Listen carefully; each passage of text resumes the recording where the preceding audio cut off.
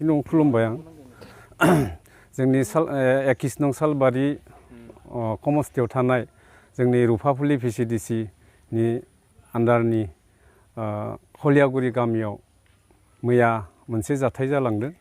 बे जाथाया जाहैबाय BPF हानजानिफ्राय जोंनि खलियागुरि गामिखौ गासै रायजो राजाखौ BPF हानजायाव जगदान दं होननानै जोंनिनो मानगोनां बिथां दिगन्त गयारिया फेसबुकनि दारै ससियेल मिडियायाव गामिसेनो होनायखौ जों रायजो राजाफोरा गामियैनो हेफाजाब होदों होननानै जोंनि रायजो राजाफोरा गासैबो ससियेल मिडियायाव नुदों। बे नुथायखौ नुनानै जोंनाव ओरैबायदि मोनसे दुखुनांथाव जादों आरो आं बेखौनो दुखु फोरमायदों।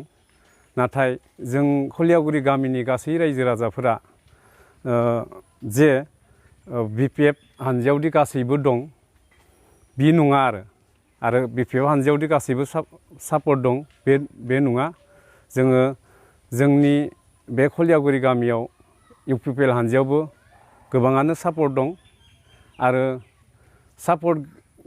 गासैबो सापर्ट दं होननानै बिथां दिगन्त गयारिया फेसबुकनि दारै ससियेल मिडियायाव होनायखौ गासैबो जोंनि खलियागुरि गामिनि UPPL हानजायाव जायबिलाक सोमोन्दो दं बा हेफाजाब दं बिथांमोना हाजासे खुद्रिनाय फैदों। बेखौनो लानानै दिनै जों दिनैनि बे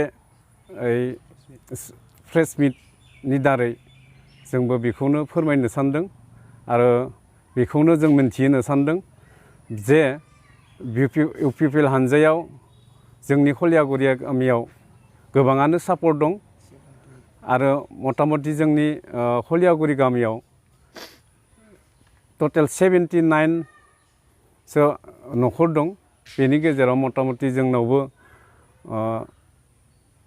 70% बा 80%आनो बेयाव सापर्ट दं। जाहाथे बेबायदि जोंनि गासैखौबो रायजोखौनो दंजोबो होननाया एसे इनाय जादों। जाहाथे बेबायदि खालामा। मानो होनबा राजनितियाव बयहाबो मोनथाय दङ, गावबागाव सबाबो मोनथाय दङ। बे मोनथायनि दारै जाय जेखौ मोजां मोनो बिदों खारो आरो हानायमानि सोरबाफोर जुदि राजनितिनि बेलायाव बुजाय अनजाय सोरखौबा जुदि लांनो हायोबा बे गावबा गावनि खोथा। मानो होनबा बयहाबो गणतन्त्र माबायाव मोनथाय दङ। मैया BPFनि मेम्बारा आंखौ जेनेबा BPF पार्टिखौ फट' थिखांगोन होननानै लिंदो आरो ओमफ्राय लिंनाय जाहोनाव आं थांदोंमोन। ओमफ्राय इदि जेनेबा आङो इदि फट' थिखांनानै फेसबुकाव एगारगोन नामा मिथियामोन आरो आंथ' UPPL आवसो दोङो। ओमफ्राय आं इदि BPF आव माबागोन होननानै सानाखैमोन आरो। खैलामारिनि रायजोफोरा UPPL आव बांसिन दङ, BPF आव खम दङ। मानो होनोबा BPFनि मानसिया UPPL आव हाबनोबो हायो बा हाबदोबो बुहुत मानसियानो।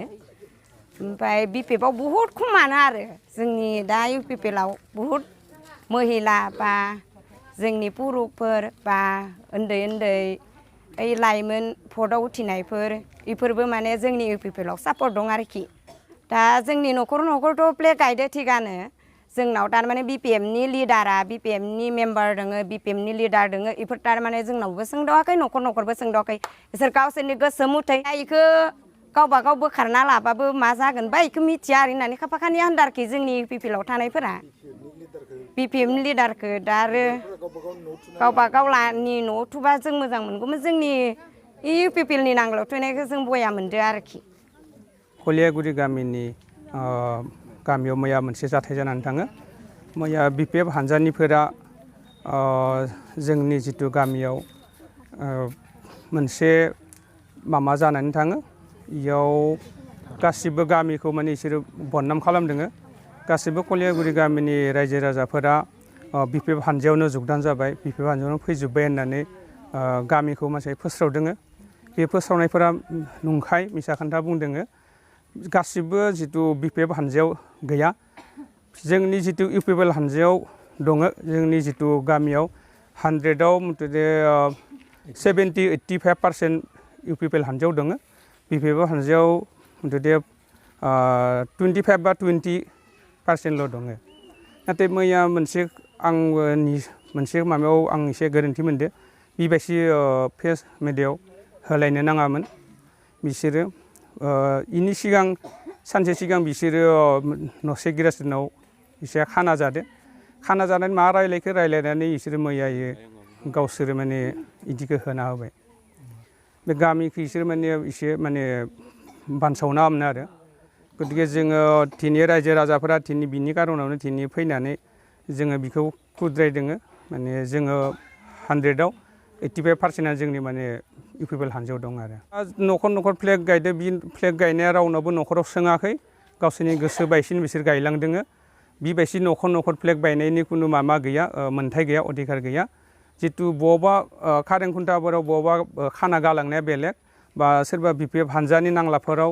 थुना गालांनाय गावसोरनि मोनसे बेलेग जायो खिन्थु दा जोंनि जितु गासिबनिबो न'खराव फ्लेग थुनाय जों नुबोदों बेफोरखौ जोङो बुंदोंमोन थुनो नाङा होननानै नाथाय बिसोर माने गावसोरनि माबायाव थुना होदों दा जोंथ' आवगाय दंमोन BPFआव दा BPFआव गथाय मानसिया दा जोङो दिनै रायजो राजा जानानै जों गथायबो BPFआव थागोन होननानै इयाव बा फिरबिला थुनानै बा आमखायाबो थांथारगोन होननानै थुनाया इयो निस्सय आंनि मथेबा इयो माबा जाया जार जि खुसि दिनै आङो मायावबो थांनो हागौ दिनै इयाव प्रत्येक घरे इफोरबायदि माबा थुनायनि माबा गैया खिन्थु ओरैहाय मोनसे खोथा आं दिनै BPFखौ गारनानैबो आं बेलेगाव थांनो हागौ এই गतिके आंनो जि आवगाय फुरा खामानिखौ मावनो